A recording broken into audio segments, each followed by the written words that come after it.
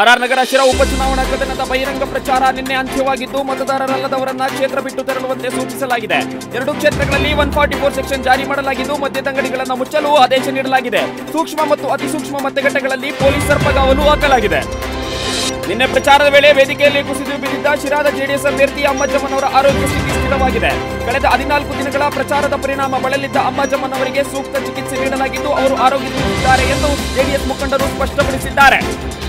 ನಿನ್ನೆಯ ಜೆಡಿಎಸ್ ಸಮಾವೇಶದ ನಂತರ ಶಿರಾ ಕ್ಷೇತ್ರದ ಚಿತ್ರಣವೇ ಸಂಪೂರ್ಣವಾಗಿ ಬದಲಾಗಿ ಹೋಗಿದೆ. ಅದರಲ್ಲಿಯೂ ಜೆಡಿಎಸ್ ಅಭ್ಯರ್ಥಿ ಅಮ್ಮಜ್ಜಮ್ಮನವರು ಚೆರಗೋಟಿ ಮತಭಿಕ್ಷೆ ಬೇಡುವ ಮೂಲಕ ಮಂಡ್ಯದಲ್ಲಿ ಸುಮಲತಾ ಅನುಸರಿಸಿದ್ದ ತಂತ್ರವನ್ನು ಅನುಸರಿಸಿದಂತಾಗಿದೆ. ಇದರ ಪರಿಣಾಮವಾಗಿ ಕೊಂಚ ಮಂಕಾಗಿದ್ದ ಜೆಡಿಎಸ್ ರಣಕಣದಲ್ಲಿ ಭರ್ಜರಿ ಫಿನಿಶಿಂಗ್ ಟಚ್ ನೀಡಿದೆ. ಶಿರಾ ಮತ್ತು ಆರ್ ನಗರ ವಿಧಾನಸಭಾ ಕ್ಷೇತ್ರಗಳ ಉಪಚುನಾವಣೆಗೆ ಕೇವಲ ಒಂದು ದಿನ ಬಾಕಿ ಉಳಿದಿದೆ. ನಾಳೆ ಮತದಾನ ಇರುವುದರಿಂದ ನಿನ್ನೆ ಸಂಜೆ 6 ಗಂಟೆಗೆ ಬಹಿರಂಗ ಪ್ರಚಾರಕ್ಕೆ ತೆರೆ ಬಿದ್ದಿದ್ದು ಎರಡು ಕ್ಷೇತ್ರಗಳಲ್ಲಿ 3 ಪಕ್ಷಗಳ ಅಭ್ಯರ್ಥಿಗಳು ಇದ್ದು ಮನೆ ಮನೆಗೆ ತೆರಳಿ ಮತಯಾಚನೆ ಮಾಡಲಿದ್ದಾರೆ. ಜೆಡಿಎಸ್ ಶಾಸಕ ಸತ್ಯನಾರಾಯಣ ಅವರ ಅಕಾಲಿಕ ನಿಧನದಿಂದ ತೆರವಾಗಿದ್ದ ಶಿರಾ ವಿಧಾನಸಭಾ ಕ್ಷೇತ್ರಕ್ಕೆ ಹಾಗೂ ಕಾಂಗ್ರೆಸ್ ತೊರೆದು ಬಿಜೆಪಿ ಸೇರಿದ ಮುನಿರತ್ನ ಅವರಿಂದ ಈ ಕ್ಷೇತ್ರಗಳಲ್ಲಿ ಉಪಚುನಾವಣೆ ನಡೆಯುತ್ತಿದೆ.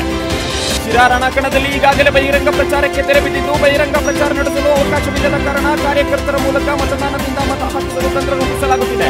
ಶಿರಾ ಕ್ಷೇತ್ರದಲ್ಲಿ ಹೊರಭಾಗದಲ್ಲಿ ಕುಳಿತು ಜೆಡಿಎಸ್ ಕಾಂಗ್ರೆಸ್ ಬಿಜೆಪಿ ನಾಯಕರು ತಂತ್ರ ರೂಪಿಸುತ್ತಿದ್ದಾರೆ. ಇಂದು ಮತ್ತು ನಾಳೆ ಚುನಾವಣಾ ಅಕ್ರಮಗಳು ನಡೆಯುವ ಸಾಧ್ಯತೆ ಇರುವುದರಿಂದ ಮಾಜಿ ಪ್ರಧಾನಿ ಎಚ್.ಡಿ. ದೇವೇಗೌಡ ಇಳಿ ವಯಸ್ಸಿನಲ್ಲಿಯೂ ಶಿರಾದ ಬಳಿ ಇರುವ ಮಧುಗಿರಿಯಲ್ಲಿ ಬೀಡು ಬಿಟ್ಟಿದ್ದಾರೆ. ಚುನಾವಣೆ ಮುಗಿದ ಬಳಿಕವೇ ಬೆಂಗಳೂರಿಗೆ ವಾಪಸ್ಸಾಗಲು ನಿರ್ಧರಿಸಿದ್ದಾರೆ.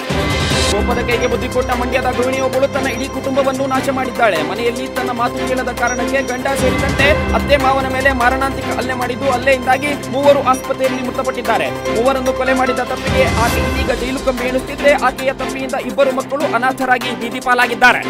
ಭಾರತದ ವಿರೋಧದ ನಡುವೆಯೂ ಪಾಕಿಸ್ತಾನವು ವಿವಾದಿತ ಗಿಲ್ಗಿಟ್ ಬಾಲ್ಟಿಸ್ತಾನ ಪ್ರದೇಶಕ್ಕೆ ಪ್ರಾಂತೀಯ ಸ್ಥಾನಮಾನ ನೀಡಿದೆ. ಪಾಕ್ ಆಕ್ರಮಿತ ಕಾಶ್ಮೀರದ ಭಾಗವಾಗಿರುವ ಗಿಲ್ಗಿಟ್ ಬಾಲ್ಟಿಸ್ತಾನ್ ಅನ್ನು ಈವರೆಗೂ ಸೀಮಿತ ಸ್ವಾಯತ್ತತೆಯ ಅಧಿಕಾರದಲ್ಲಿ ಆಡಳಿತ ನಡೆಸಲಾಗುತ್ತಿತ್ತು. ಈಗ ಏಕಾಏಕಿ ಬಾಲ್ಟಿಸ್ತಾನ್ಗೆ ಪ್ರಧಾನಿ ಇಮ್ರಾನ್ ಖಾನ್ ಭಾನುವಾರ ಪ್ರಾಂತೀಯ ಸ್ಥಾನಮಾನ ಘೋಷಣೆ ಮಾಡಿದ್ದಾರೆ. ರಾಷ್ಟ್ರ ರಾಜಧಾನಿ ದೆಹಲಿಯಲ್ಲಿ ಮತ್ತೆ ಎಲ್ಪಿಜಿ ಬೆಲೆಯನ್ನು ಹೆಚ್ಚಿಸಲಾಗಿದೆ. ಕಳೆದ ತಿಂಗಳಷ್ಟೇ ವಾಣಿಜ್ಯ ಬಳಕೆಯ ಸಿಲಿಂಡರ್ ಬೆಲೆ ಹೆಚ್ಚಿಸಲಾಗಿದ್ದು ಮತ್ತೆ ಇದೀಗ 19 ಕೆಜಿ ಕಮರ್ಷಿಯಲ್ ಸಿಲಿಂಡರ್ಗಳ ಬೆಲೆಯನ್ನು 75 ರೂಪಾಯಿ ಹೆಚ್ಚಳ ಮಾಡಲಾಗಿದೆ. ಈ ಕುರಿತು ಐಒಸಿ ತನ್ನ ವೆಬ್ಸೈಟ್ನಲ್ಲಿ ಅಧಿಕೃತವಾಗಿ ಪ್ರಕಟಣೆಯನ್ನು ನೀಡಿದೆ. ಇದರಿಂದಾಗಿ ದೆಹಲಿಯಲ್ಲಿ 19 ಕೆಜಿ ಕಮರ್ಷಿಯಲ್ ಸಿಲಿಂಡರ್ ಬೆಲೆ 1241ಕ್ಕೆ ಏರಿಕೆಯಾಗಿದೆ. ಅಣ್ಣಾರ ಕುಟುಂಬದಿಂದ ಮತ್ತೊಂದು ಪುಡಿ ಸ್ಯಾಂಡಲ್ವುಡ್ಗೆ ಭರ್ಜರಿ ಎಂಟ್ರಿ ಕೊಡಲು ಸಜ್ಜಾಗಿದೆ. ಇದಕ್ಕೆ ಬೇಕಾದ ಸಕಲ ತಯಾರಿಯೊಂದಿಗೆ ಶೂಟಿಂಗ್ ಕೂಡ ಆರಂಭಿಸಿದೆ. ಈಗಾಗಲೇ ಫಸ್ಟ್ ಲುಕ್ ಪೋಸ್ಟರ್ ಬಿಡುಗಡೆ ಮಾಡಿ ನಿರೀಕ್ಷೆ ಉಂಟುವಾಗಿದ್ದ ಯುವರಣ ತೀರಕ್ಕೆ ಕಂಡಿರುವ ಚಿತ್ರತಂಡ ಇದೀಗ ರಾಜ್ಯೋತ್ಸವದ ಪ್ರಯುಕ್ತ ಟೈಟಲ್ ಅನ್ನ ಲಾಂಚ್ ಮಾಡಿದೆ. ಯುವರಾಜ್ ಕುಮಾರ್ ಅವರ ಖಡಕ್ ಡೈಲಾಗ್ ಒಳಗೊಂಡ ಟೀಸರ್ ದೊಡ್ಡ ಮನೆ ಅಭಿಮಾನಿಗಳನ್ನ ಉಚ್ಚೆಪ್ಪುವಂತೆ ಮಾಡಿದೆ. ಈ ಸಲದ ಇಂಡಿಯನ್ ಪ್ರೀಮಿಯರ್ ಲೀಗ್ ಟೂರ್ನಿಯ ಅಂಕಪಟ್ಟಿಯಲ್ಲಿ 2ನೇ ಸ್ಥಾನ ಗಿಟ್ಟಿಸಲು 2 ಮತಗಟ್ಟೆಗಳು ಇಂದು ಕಣಕ್ಕಿಳಿಯಲಿವೆ. ವಿರಾಟ್ ಕೊಹ್ಲಿ ನಾಯಕತ್ವದ ರಾಯಲ್ ಚಾಲೆಂಜರ್ಸ್ ಬೆಂಗಳೂರು ಮತ್ತು ಶ್ರೇಯಸ್ ಅಯ್ಯರ್ ಮುಂದಾಳತ್ವದ ಡೆಲ್ಲಿ ಕ್ಯಾಪಿಟಲ್ಸ್ ಮುಖಾಮುಖಿಯಾಗಲಿದ್ದು ಲೀಗ್ ಹಂತದಲ್ಲಿ ಉಭಯ ತಂಡಗಳಿಗೆ ಇದು ಕೊನೆಯ ಪಂದ್ಯವಾಗಿದೆ. ತಲಾ 14 ಪಾಯಿಂಟ್ ಗಳಿಸಿರುವ ಈ ತಂಡಗಳು 12 ಅಂಕಗಳನ್ನು ಬುಟ್ಟಿಗೆ ಹಾಕಿಕೊಂಡರೆ ದ್ವಿತೀಯ ಸ್ಥಾನ ಖಚಿತ. ಈಗಾಗಲೇ ಮೊದಲ ಸ್ಥಾನದಲ್ಲಿ ಹಾಲಿ ಚಾಂಪಿಯನ್ ಮುಂಬೈ ಇಂಡಿಯನ್ಸ್ ತಂಡ ಹೊರಿದ್ದು ಇದರಿಂದಲೇ ಬೆಂಗಳೂರು ಡೆಲ್ಲಿ ತಂಡಗಳ ನಡುವಿನ ಪಂದ್ಯವನ್ನು ಕ್ವಾರ್ಟರ್ ಫೈನಲ್ ಎಂದೇ ಪರಿಗಣಿಸಲಾಗುತ್ತಿದೆ.